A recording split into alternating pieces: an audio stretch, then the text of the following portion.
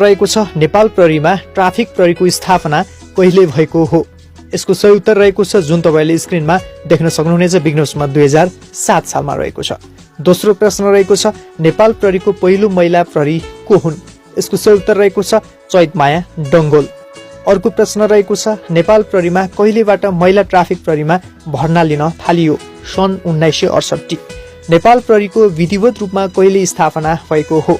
यसको सही उत्तर रहेको छ यहाँ तपाईले स्क्रिनमा देख्न सक्नुहुनेछ विघ्नोसमा 2012 असोज 31 गते।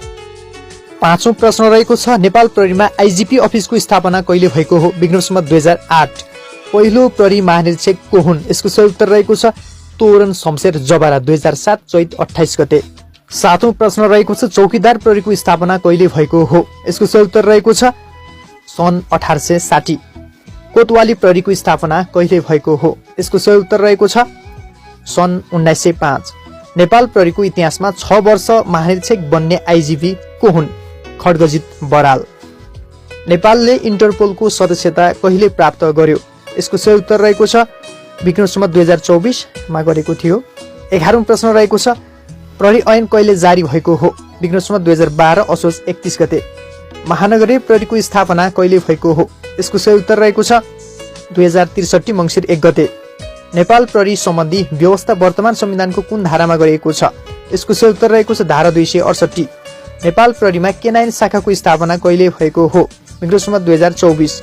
वसन्त बहादुर कुँवर कतिौं आइजिपी हुन्। यसको सही उत्तर रहेको छ 30औं आइजिपी।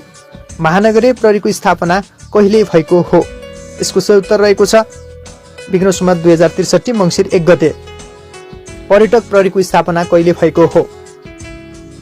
विघ्नोसमा 2035 माघ 12 गते। महानगरीय प्रहरीको स्थापना कहिले भएको हो। यसको सही उत्तर रहेको छ 2063 मङ्सिर 1 गते। नेपाल प्रहरी शान्ति मिसनमा सर्वप्रथम कहिले गएको थियो। विक्रम सम्वत 2048 पूर्व युगोस्लाभियामा गएको थियो। नेपाल प्रहरीको आदर्श वाक्य के हो। यसको सही उत्तर रहेको छ सत्य सेवा सुरक्षानम।